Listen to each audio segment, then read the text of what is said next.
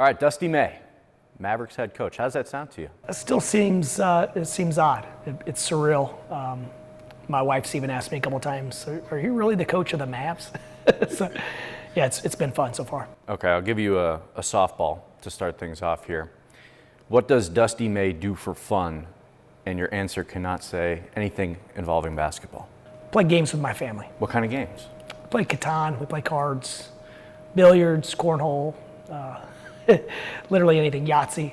So competition is just fostered in the May household? We love to compete. Where did that spawn from? Has that just been something in your DNA, your wife's DNA? It's certainly not my wife's DNA. She's the only non-competitor in our family. Since I was a little kid, just love to play games, love to compete, anything anything for competition. Do you do anything to just relax, or is it all you're always on? I'm on most of the time.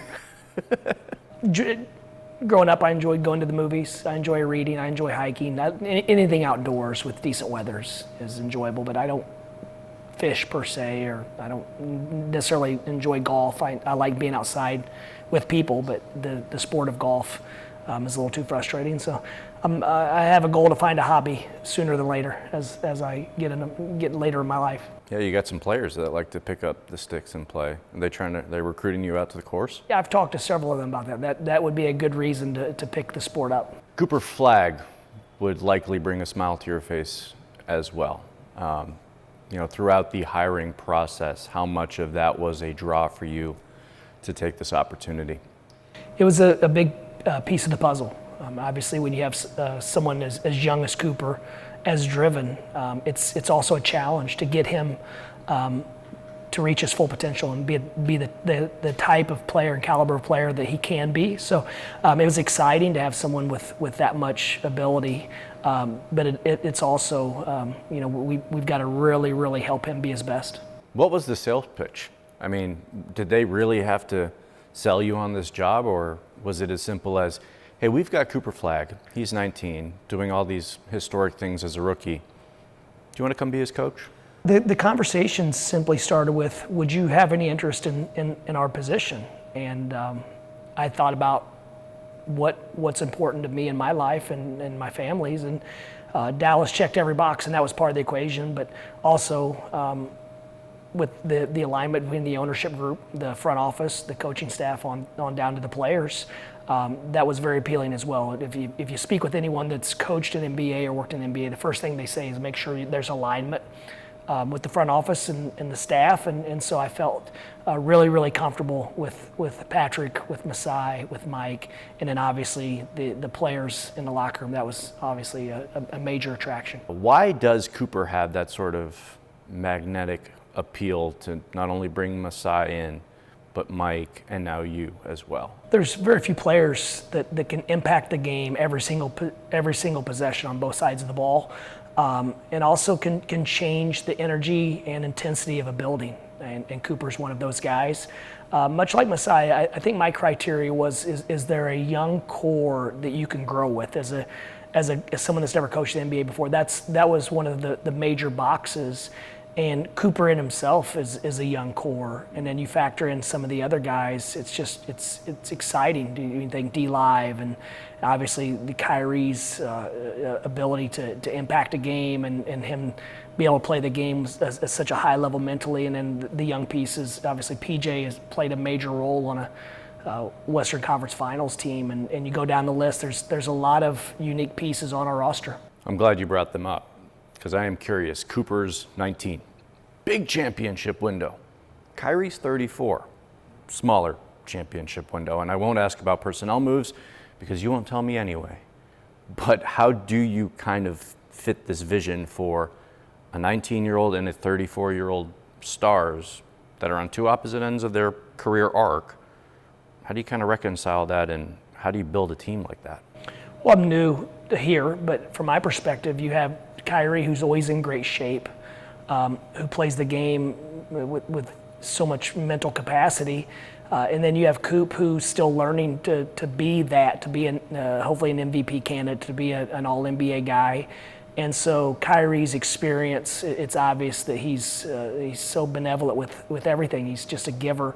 And so I think it's the perfect merger between those two guys. And then also, that we have some other young pieces I think can benefit from great veteran leadership. I'm looking at the front court, and it looks like you have 1,738 guys there and maybe a handful in the backcourt. Are you planning to suit up for the Mavericks at guard this year?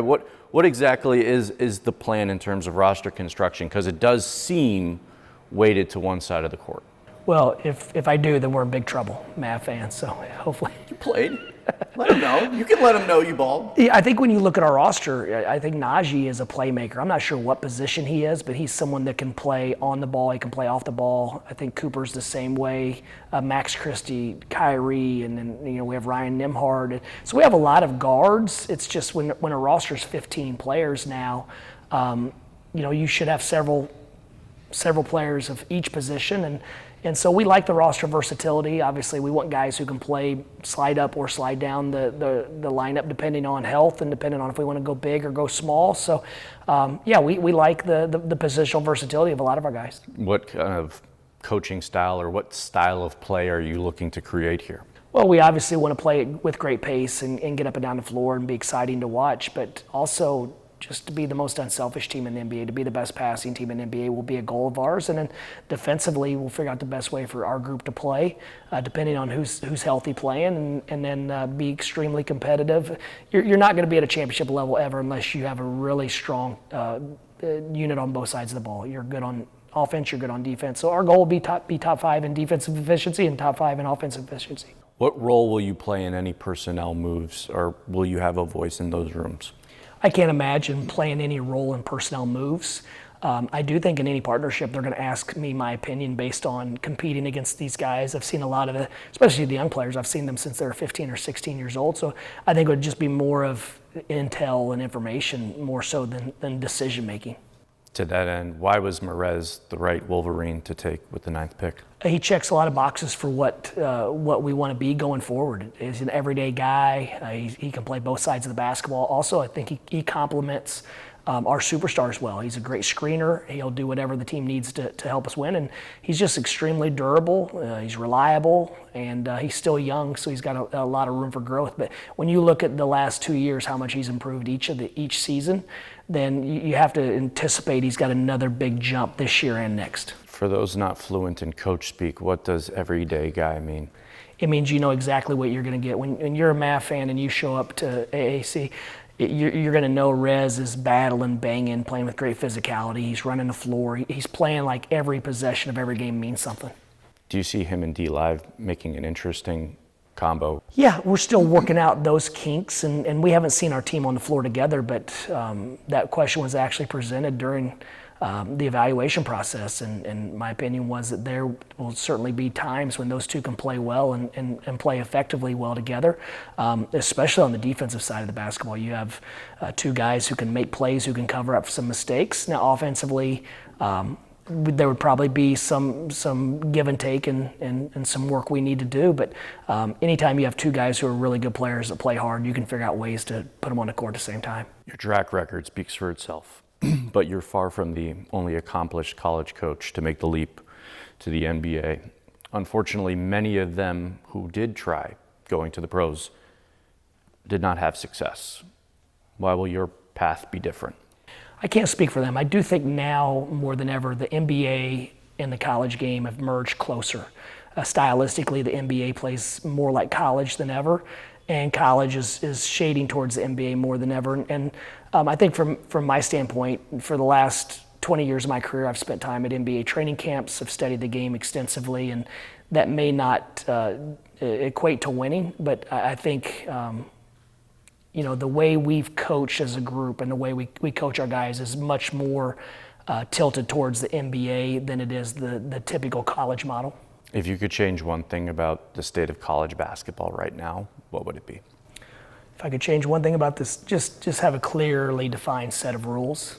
Well, I think now it's July and a lot of college programs have no idea which of their players are going to be eligible in 2 months, and they don't know when they'll know. And so everyone's just kind of going in with this cloud in front of them. They don't know what's on the other side of it. Trading Luka Doncic left scars on a lot of fans here. Many of them have moved on and are ready to see this new era of Mavericks basketball. There are some that are still trying to heal.